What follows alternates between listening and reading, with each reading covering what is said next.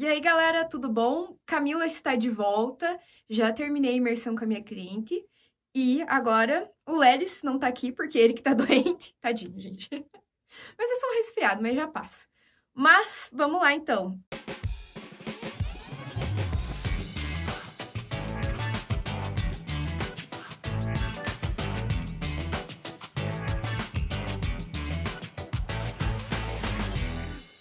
No Boteco Radical de hoje, a gente tem uma convidada especial, coordenadora do Livres, diretora do Lola, aqui de Curitiba, a Anne. Prazer, obrigada pelo convite, Camila. Uma honra estar aqui com vocês no Boteco Liberal. Radical, quer dizer, e liberal também. Hoje vai ser um programa das mulheres, né? Já que do passado foi dos meninos, então agora a gente, né? Vamos aproveitar o espaço aí e ler algumas perguntas que vocês mandaram pra gente lá no canal do Telegram. Algumas perguntas interessantes, inclusive, e no vídeo do YouTube também. E aí, se vocês quiserem mandar mais perguntas, podem ir deixando aí, que nos próximos botecos a gente vai lendo e vai respondendo vocês. A gente tá aqui, ó. Quinta-feira, hoje, quase 10 horas da noite. Comemos uma pizzazinha, né? Isso. Que a gente Toda também hora. não é de ferro. E bora começar as perguntas, então. Bora lá. Vamos ver aqui o que temos. Ela corta essa parte. Ou não, né?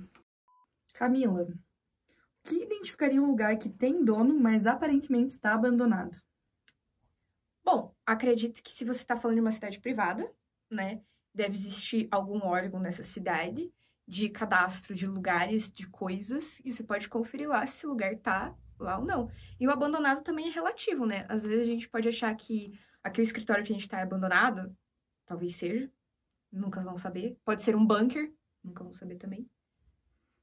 Eu acho que também, num mundo libertário, todo lugar abandonado tem dono, então não tem muito... A pessoa às vezes deixou ali, tá tudo bem. Sim. Até a gente estava conversando antes que aqui em Curitiba, quando a gente olha na região central, principalmente, a maioria dos lugares que aparentemente estão abandonados, na verdade são públicos, é da prefeitura e a prefeitura que abandonou, porque não gera valor no mercado e tá tudo bem deixar parado, né? Se é algum lugar privado, dificilmente está abandonado. Sim, esse negócio de terras públicas aí tá cheio, né? Tem, tipo, onde você pensa, é aqui um morro muito legal, não tem dono. Não, no final das contas é do Estado, né? Com os correios privados, quem faria entrega de medicamentos, urnas e provas, Enem, por exemplo, em lugares considerados de difícil acesso, Camila? Por que teria o Enem num capistão? Eu me perguntei a primeira coisa, né? Mas, assim, tá falando da questão de correios privatizado agora. Hoje. Se passasse hoje no Congresso. Eu vejo que é do interesse das empresas atender esses lugares também. Por exemplo, a Amazon. Você acha que a Amazon vai deixar de chegar em algum lugar porque, tipo, ai, não, de difícil acesso. Eu quero que as pessoas de lá se fodam.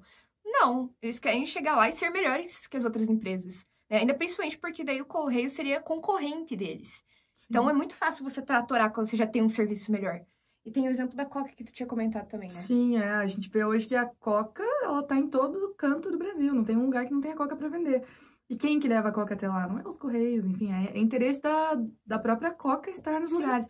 Às vezes não roda tanto dinheiro numa cidade menor, de difícil acesso, como numa grande capital, mas numa grande empresa, como é o caso da Coca, ou como será o caso da Amazon, quando os Correios forem privatizados, vai ser interesse estar em todos os cantos do Brasil, vai ser a empresa número 1 de entrega. Então, não se preocupem, esse é o menor dos problemas que a gente tem com o correio privado. A Coca não é estatizada, né? Então, tipo... E chega lá mesmo assim. Chega. Como o Ancapistão trataria alguns possíveis problemas referentes a pessoas com deficiência mental ou autismo, por exemplo? Eu acho que a primeira coisa é a responsabilidade da família, né? E aí ele fala da outra questão de deficiência mental. E existem outros problemas também de desordem mental que podem afetar terceiros numa sociedade como um todo. Não vejo como o Estado esteja barrando isso agora. Existem mais programas sociais pontuais para falar sobre isso, né? Sim, exatamente. A gente vê hoje que pessoas com deficiência, autistas, elas, enfim, têm soluções em outras instituições que não são Estado. Então, como a Camila citou, a família é o principal exemplo de uma instituição que protege uma pessoa com deficiência, enfim. Ou ONGs, terceiro setor, funcionam 1000 vezes melhor que políticas públicas. Quando algum vereador quer colocar algum projeto aí para tentar ajudar as pessoas com deficiência física, são muito mais fracassadas do que inúmeras ONGs que a gente tem. Sem contar também no papel que a igreja, às vezes, tem relevância para esse tipo de situação. Não só para pessoas com deficiências, mas também, às vezes, para tratamento de, como você citou, questão de crimes e tudo mais, para reabilitação, reinserção de pessoas na sociedade. Essas instituições do terceiro setor funcionam 1000 vezes melhor que o Estado hoje. Então, imagino eu que num Capistão, numa cidade sem Estado, seria a mesma coisa. Seria problemas da sociedade resolvido por outros meios. E tem uma outra questão também que as pessoas podem afirmar nesse vídeo de mas e se a pessoa não tiver família? A resposta é justamente no que a Anne falou.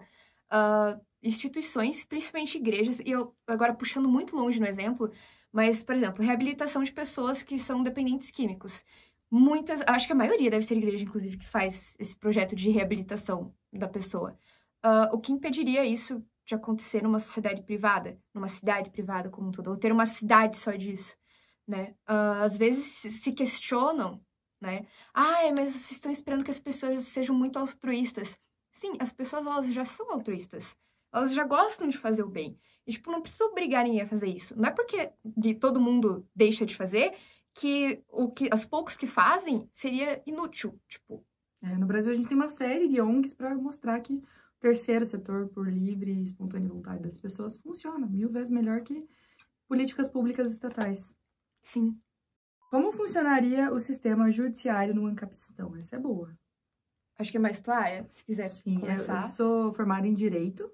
E no Direito a gente estuda bastante, tem matéria sobre a arbitragem, por exemplo. É um método de resolução de conflitos privado que funciona super bem. A gente tem um árbitro privado que soluciona alguns conflitos quando as partes contratam e pagam por esse setor. E, em contrapartida, quem é da área jurídica sabe, e quem não é também sabe, que o judiciário brasileiro é muito travado. A gente tem uma série de processos parados, processos físicos ainda que não foram digitalizados. Eu já trabalhei em fórum e tinha uma pilha de processos, assim, em fase de digitalização. É muito difícil mesmo, complicado, demora anos. Tem processos muito antigos. Então, eu tenho certeza que um judiciário privado, como já é o caso da arbitragem, mas se fosse amplo, né, em todos os setores, funcionaria 1000 vezes melhor do que a gente tem hoje nessa justiça pública. Eu acho que é bacana também mencionar que eles têm um incentivo de funcionarem bem. Diferente do Poder Judiciário, que tipo, se não tá funcionando, que se foda todo mundo que tá na fila. Qual que é a penalidade de uma pessoa dessa? Receber 25 mil reais mais auxílios? Tipo, sabe? Agora, no setor privado, isso funciona de uma forma diferente. Os incentivos são essenciais para qualquer serviço, né? Sim. E não precisa necessariamente ser caro. Aliás, hoje o judiciário brasileiro, ele é caro, não só para quem paga imposto, mas para quem está entrando na causa, tem que pagar custas judiciais que são caras, é difícil ter isenção.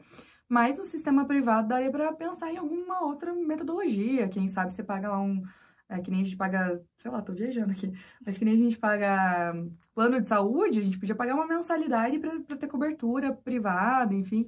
Sim. Acho que seria muito mais em conta do que é hoje o judiciário público e funcionaria mais rápido, sem contar que hoje, quando é gratuito, a entrada do processo em juizados é muito incentivo para tudo a gente judicializar. Coisas que não são importantes, a gente vai lá e judicializa. Sim. Aí o judiciário perde tempo resolvendo uma série de coisas que são desnecessárias, porque você pode judicializar o que você quiser, até você não tem razão. Então, no sistema privado, talvez você teria incentivos de judicializar o que precisa ser judicializado. Sim, porque você teria que pagar. Nossa, putz, vou começar a processar aquela pessoa. Ai, nossa, o incômodo. Hoje em dia até funciona assim, porque o incômodo pela demora. E não o incômodo por, tipo, custas, sim, né? Sim, mas tem muita coisa. É algo que dá um papo, né? Porque a gente tem problemas de dano moral porque alguém gritou comigo. Isso é um crime, não. Enfim, pode ser calúnia, injúria. Vamos levar para o judiciário. O mesmo judiciário que está lá, sei lá, estudando lavagem de dinheiro e coisas muito mais importantes para a sociedade. Mas é o mesmo juiz que está gastando tempo lá decidindo questões irrelevantes. Isso é complicado. Com dinheiro público. Qual a garantia que teríamos de que as pessoas com mais recursos no Ancapistão não subjugariam as demais? Não é ingenuidade demais acreditar na pureza de uma sociedade libertária, sendo que violência e injustiça existem desde sociedades primitivas até as mais avançadas? Essa é uma pergunta que dá aí 1 hora de conversa, né? Sim, mas acho que a principal palavra que me chama a atenção nessa pergunta é a questão da pureza. a gente, como libertário, liberal, enfim, a gente não acredita que a nossa sociedade é perfeita, sem defeitos, a gente já tem todas as soluções para os problemas.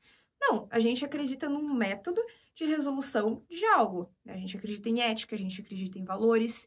E claro que vai ter problema, normal. E a gente vai encontrar uma forma de solucionar eles, igual já fazem hoje em dia. Não significa que hoje em dia funcione. Então, pelo fato de não funcionar, que a gente pensa em novas alternativas. Certo. E eu achei também engraçada essa pergunta, que ela fala, como que a gente sabe que as pessoas com mais recursos não subjugariam as demais? Só que na nossa atual sociedade, a gente também tem pessoas com mais recursos, que a gente também sabe que às vezes subjugam, às vezes não subjugam as demais. Eu achei um pouco... A gente não tá falando de socialismo, onde ninguém tem recurso, mas todo mundo tem a mesma quantidade de recurso para uma sociedade libertária. A gente tá falando de um Brasil, de um mundo hoje, em que há desigualdade, vai continuar havendo desigualdade. Isso não significa que as pessoas mais ricas necessariamente são malvadões capitalistas, não. Às vezes não, elas vivem em sociedade, são indivíduos, pensam em outros indivíduos, só vão ser desiguais das outras, vão ter mais recursos e tá tudo bem, vida que segue. Sim, e eu acho que não existe, tipo, a existência do Estado não proíbe as pessoas subjugarem outras. Tipo, não é como se ele tivesse... Então, acontece hoje. Não é como se eu estivesse afirmando alguma coisa, caso seja essa a interpretação da pergunta. Acho que deve ser. Sim, eu acho também é legal falar sobre essa. A pureza, que nem você comentou, a pureza. Mas, enfim, eu acredito no indivíduo. E eu acho que o indivíduo, ele consegue pensar nele mesmo, ele consegue pensar no próximo indivíduo. E eu não acredito numa instituição superior aos indivíduos que conseguem, enfim, decidir melhor do que os próprios indivíduos. Acho que isso aqui também é a chave, assim, não... Os indivíduos vão ter problemas, mas não há um ente superior, um Estado, enfim, pessoas eleitas e que são superiores às demais porque foram eleitas que vão decidir qual que é a melhor política pública. Não, eu acredito que os indivíduos sabem decidir melhor que outros. Eu não sei se é viagem demais achar, mas quando você fala de pureza, parece que você automaticamente está pressupondo que homens são maus por natureza, sabe? Que estão sempre buscando não benefícios próprios, mas, tipo, atacar o outro para se sentir melhor, algo nesse sentido. Não sei se talvez seja viagem demais. O homem é o lobo do homem. Sim. Pode ser. Mas talvez eu tenha ido mais longe do que a própria pessoa que pensou na pergunta. Então... Mas eu acho que essa é uma dúvida que muita gente tem. Muita gente também tem preconceito com liberais, libertários, porque quem vai proteger os seres humanos? Quem, né? Então, acho que é legal a gente fazer essa reflexão. Tipo... Pra gente é muito simples, tipo, indivíduo. E daí, mas não é suficiente. Outros indivíduos contratados por esse indivíduo em comum e, tipo... Sim. Agora a gente vai ver as perguntas do YouTube. As perguntas anteriores eram no Telegram. Vamos ver aí o que o YouTube nos aguarda, né? O que nos espera. Vamos lá. Eu tenho uma dúvida. Dentro de uma propriedade, o proprietário pode exigir que todos ali sigam uma série de regras, certo? Certo, tem certo. Essa propriedade pode ser uma casa. Em teoria, esse proprietário poderia comprar mais terrenos e ser dono de uma rua que seguiria as regras dele. Ele poderia seguir comprando terrenos até ser dono de um país. Neste caso, qual seria a diferença entre este modelo de ancapistão e uma monarquia absolutista? Ele é dono do país. Eu acho que assim, ó. Primeiro, a gente tem que analisar o antes, né? Até a pessoa conseguir comprar todo um país, ela precisa ter bastante capital acumulado. E numa monarquia absolutista, não. Ele nasceu rei e ele vai ser rei do país. Então, é que eu tô pensando no seguinte. Se um proprietário de terras no meio de Goiás tem, tipo, sei lá, 33 mil hectares ou coisa pra caralho de terra, ele é rei do próprio lugar? Tipo, por que isso seria automático você tornar uma monarquia porque você tem terras? Só tem regras, ué. Da mesma forma que você não vai invadir o terreno do cara lá no Goiás, porque mesmo que ele não possa, ele pode... Lá tem aquelas leis rural lá que você pode dar uns tiros nas pessoas, né? Mas, tipo assim, todos os lugares têm regras, mesmo que não seja através do Estado. E, tipo, eu não consegui tão longe porque viraria uma monarquia só porque o cara tem eu acho que o que ele tá querendo dizer é, se eu comprar tudo, eu vou mandar na vida das pessoas que moram lá. Mas se eu comprei, as pessoas não vão mais morar lá, necessariamente. Sim, elas podem morar ou não. Elas podem se submeter às minhas regras ou não. Sei lá, eu fiquei bugada com a pergunta. Tipo, se o Mark Zuckerberg quer comprar... Mark Zuckerberg quer comprar tudo, porque ele tem muito dinheiro. Acho que essa é a dúvida. Ele Bate vai na mandar madeira em tudo. aqui, ó. Acho que essa é a dúvida. Ele vai mandar em todas as regras dentro daquela cidade. Ele, ó, eu acho que é um bom exemplo. Vamos supor que não necessariamente a cidade precisa ser física. Isso vai ficar meio estranho, mas vai fazer sentido no final das contas. Mas o Mark Zuckerberg, por exemplo, ele já domina todas as redes sociais. Instagram, Facebook, WhatsApp. Pelo menos as principais aqui no Brasil. A Rússia tem o VK, tem outros lugares que usam, tem o Telegram também, que é maravilhoso, inclusive, muito melhor que o WhatsApp. Mas, enfim, ele já tem as regras dessas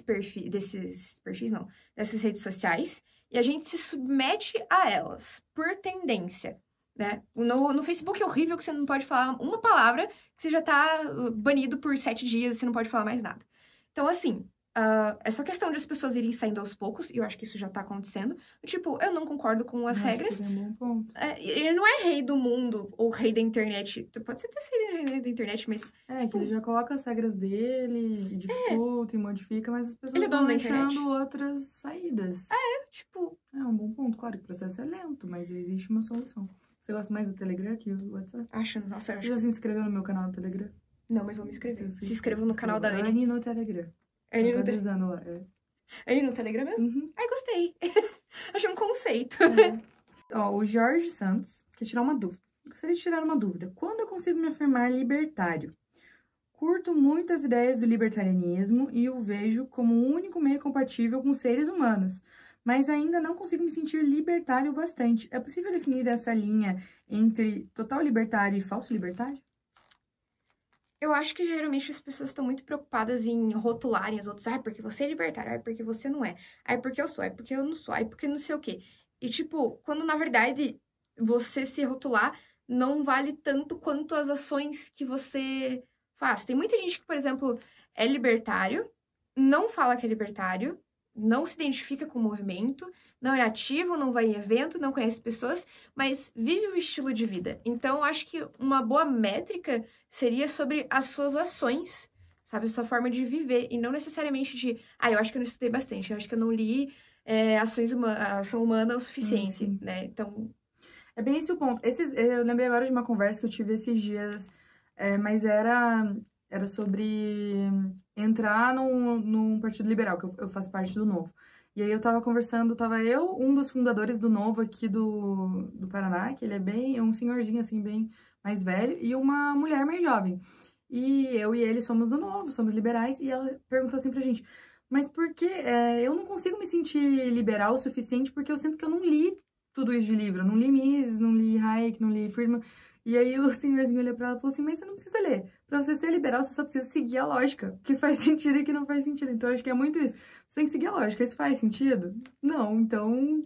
é a prática. Quem é liberal, libertário, tem um feeling muito fácil, né? Então, não tem que proibir os canudos pra melhorar o meio ambiente. Feeling, acho que não é cara. assim. Eu acho que feeling é uma excelente demonstração de ser libertário ou não. Tipo, você olha uma medida assim, ok, não sou praticante, não conheço outras pessoas, mas você olha e fala, isso aqui vai contra princípios e valores e ética e tudo que eu acredito.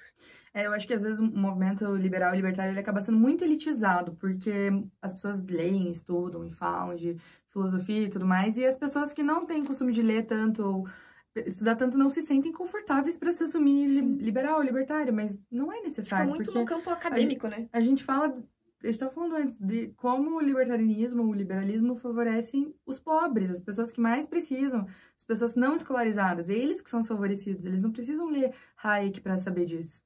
Sim. Isso, inclusive, a gente estava falando sobre a eleição do Milei, e a gente pensou qual seria a melhor forma dele dissipar as ideias de libertarianismo. E justamente a gente pensou, por óbvio, nas ações, né? As ações dele vão provar que isso é o melhor. Você não precisa deixar a Argentina inteira libertária. Você só precisa provar em ações. Acho que a maior preocupação é essa. Agir conforme, né? Ter seus valores e ética inviolável. É isso. Então pode se assumir libertário. Saia do armário, libertário. Saia do armário. Vocês acham que vale a pena fazer faculdade? Ou fazer faculdade no Brasil? Tenho o sonho de continuar a carreira acadêmica na área de pesquisa, mas me sinto muito perdida ainda sobre aonde fazer, se fico no Brasil ou não. Amo morar aqui, mas ao mesmo tempo sinto as coisas tão limitadas aqui. Eu acho que, de fato, é limitado. Não acho que necessariamente seja perder tempo se você tá exercendo outra atividade. Mas, assim, se é uma pira tua, tem que estar fazendo mesmo.